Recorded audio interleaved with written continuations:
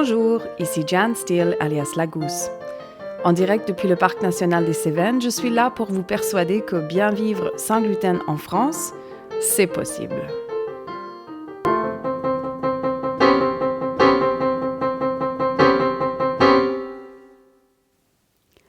Gérante d'une cuisine pédagogique et d'une chambre d'hôte 100% sans gluten dans le Parc national des Cévennes, je suis aussi malade cœliaque depuis toute ma vie et maman de 2 enfants qui eux aussi mangent sans gluten.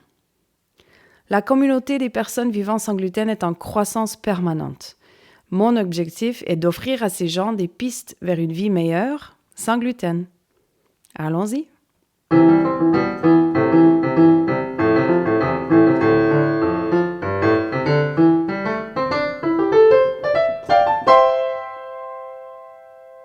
Qu'est-ce que la thérapie nutritionnelle?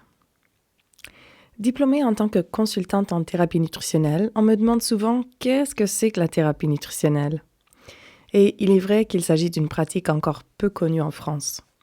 La thérapie nutritionnelle est une approche qui a pour but de vous amener de votre réalité actuelle à un mieux-être tangible, et ce, essentiellement par le biais de l'alimentation. Si nous avons chaque jour au moins 3 occasions pour soit améliorer, soit empirer l'état de notre santé, le petit déjeuner, le déjeuner et le dîner, la thérapie nutritionnelle se veut une approche pour maximiser tous les bénéfices de la nourriture tout en minimisant tous les risques. À savoir que bon nombre d'aliments ont des composantes plus ou moins inflammatoires, plus ou moins digérables, et que toute personne peut réagir différemment à chaque aliment.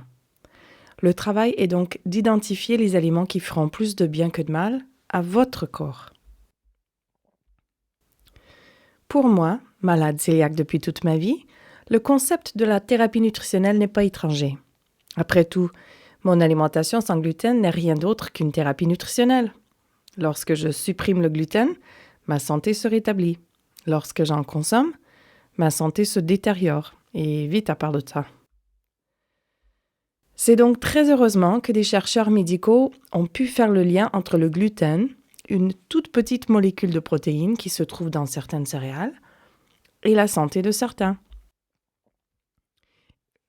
Eh bien, il s'avère que la même logique existe pour bon nombre d'aliments, et que lorsque nous nous sentons mal, un bon point de départ dans la quête d'un mieux-être, peut-être même avant de visiter un médecin qui aurait plus tendance à vous prescrire des médicaments, et de tenter certaines évictions alimentaires.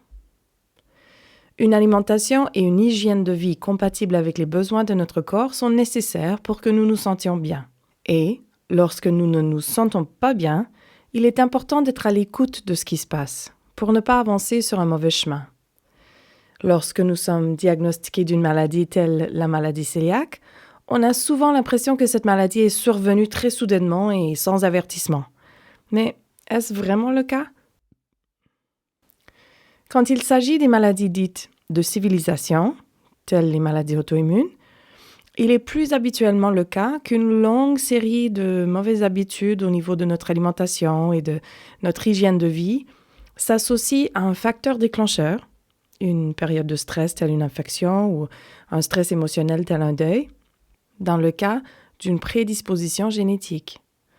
Presque inévitablement, ce sont nos comportements au quotidien qui activent ou désamorcent l'expression de ce qui est écrit dans nos gènes. Autrement dit, si la génétique arme le pistolet, ce sont nos comportements qui appuient sur la gâchette. Ou pas. Et bien avant d'arriver au stade officiel de la maladie, notre corps nous envoie beaucoup de petits signaux pour nous dissuader de prendre ces mauvais chemins. Des coups de barre, des ballonnements, des troubles digestifs, des démangeaisons, des boutons, des maux de tête et j'en passe.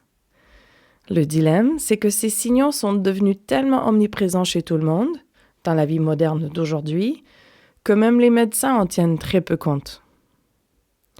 Dans le contexte d'une société généralement malade, il est important de savoir faire le tri entre ce qui est normal et ce qui est fréquent.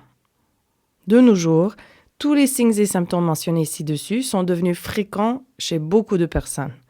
Mais ils ne sont pas pour autant normaux, et la nuance est importante.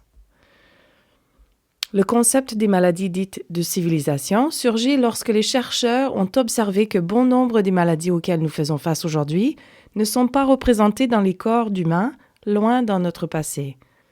En vrai, ces maladies ont commencé à voir le jour suite à la révolution agricole, où nous nous sommes mis à manger plus de céréales et de laitage que jamais auparavant, et surtout suite à la révolution industrielle, où nous nous sommes mis à manger plus de sucre raffiné et de produits industriels que jamais auparavant.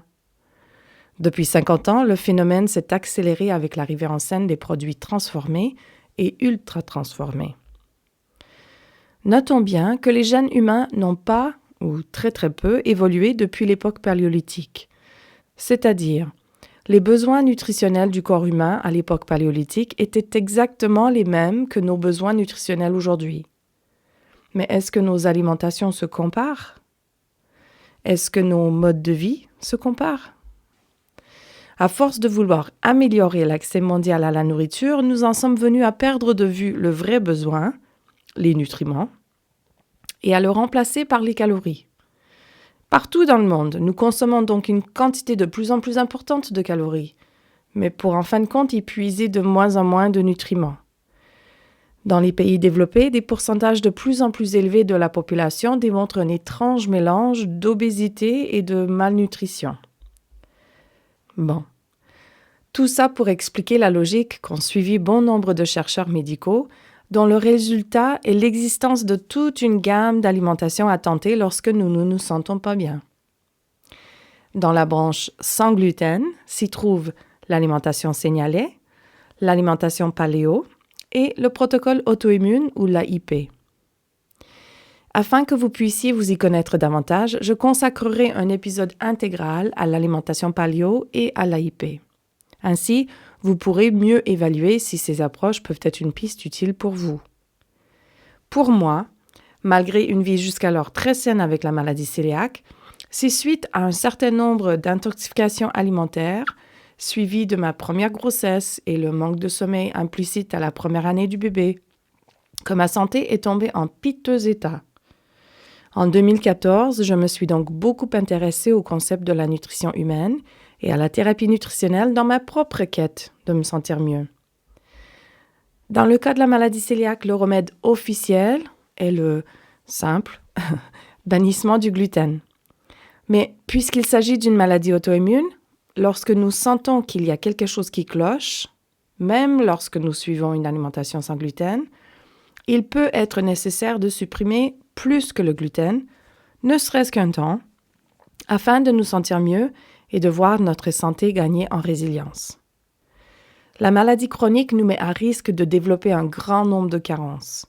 Aussi, nos intestins fragiles et abîmés ont parfois besoin d'être plus chouchoutés qu'une simple alimentation sans gluten ne sait le faire. Si vous adhérez à une alimentation simplement sans gluten, sans pour autant vous sentir mieux, peut-être vous faut-il une alimentation plus que sans gluten. Pourquoi pas se renseigner?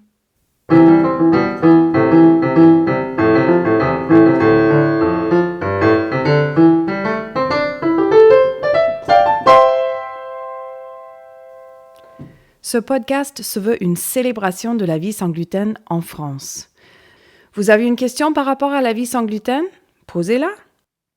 Plusieurs fois dans l'année, on fera un épisode foire aux questions pour essayer de vous trouver les réponses. Car vous savez, la question que vous avez vous, d'autres l'ont aussi sans aucun doute. Vous faites face à un problème relié à votre alimentation sans gluten? Parlons-en. Dans la mesure du possible, nous en ferons un épisode en partageant nos expériences communes ou en tâchant d'exposer un problème pour lequel une solution n'est toujours pas dispo. Enfin, si vous souhaitez partager votre témoignage de rétablissement grâce à une alimentation sans gluten, vous trouverez un formulaire en ligne sur le site lagousse.fr/podcast. Vous aider à retrouver un mieux-être sans gluten, c'est ma passion. N'hésitez pas à vous abonner pour être au courant dès la sortie de chaque épisode. Plus notre communauté est soudée, plus facilement nous pourrons échanger les réponses et les solutions à nos différents problèmes. Bien vivre sans gluten en France, c'est possible. Les défis sont nombreux, mais les solutions aussi. D'ici un prochain épisode, Portez-vous bien.